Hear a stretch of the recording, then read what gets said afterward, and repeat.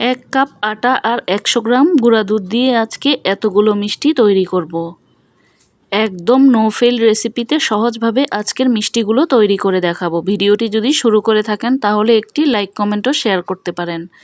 তৈরি করার জন্য আমি প্রথমেই এখানে ডানো গুঁড়া দুধের প্যাকেট নিয়েছি। আমি এখানে 100 গ্রাম গুঁড়া দুধ নিয়েছি। সাথে দিয়ে দেব 1 কাপ পরিমাণ আটা। এই রকম 2 চিমটি পরিমাণ বেকিং সোডা দিয়েছি। বেকিং পাউডার কিন্তু না, আমি এখানে বেকিং সোডাটা দিয়েছি। দিয়ে দেব 1 টেবিল চামচের মতো ঘি। এবার সমস্ত উপকরণ হাত দিয়ে একটু ডলে ডলে মিশিয়ে নিচ্ছি।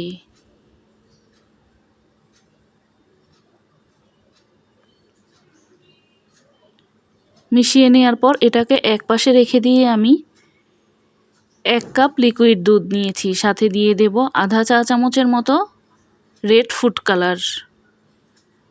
ফুড কালারটা পছন্দ না হলে বাদ দিতে পারেন।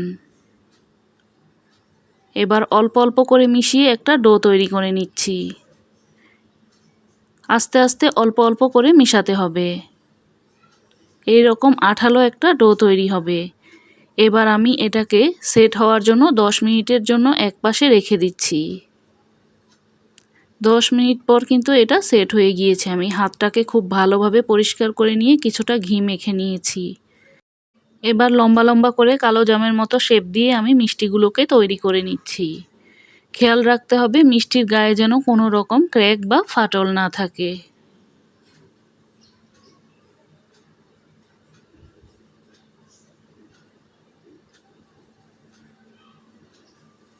সবগুলো মিষ্টি আমি একইভাবে তৈরি করে নেব। আমার এখানে 20টি মিষ্টি তৈরি হয়েছে।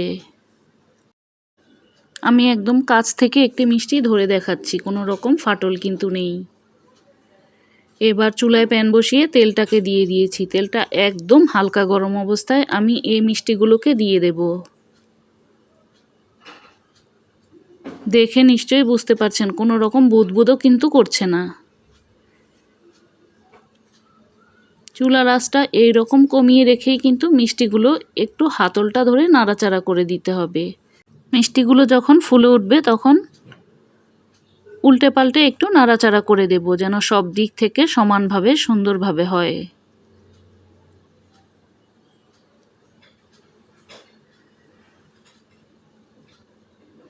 ভেজে নেওয়ার পর দেখতে এই রকম হয়েছে। একটু সময় নিয়ে কিন্তু আমি মিষ্টিগুলোকে ভেজে নিয়েছি।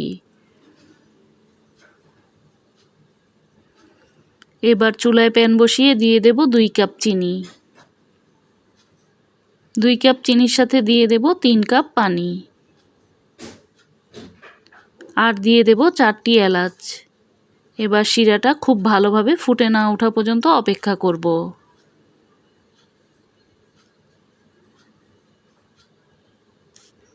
শিরাটা এখন বলক চলে এসেছে।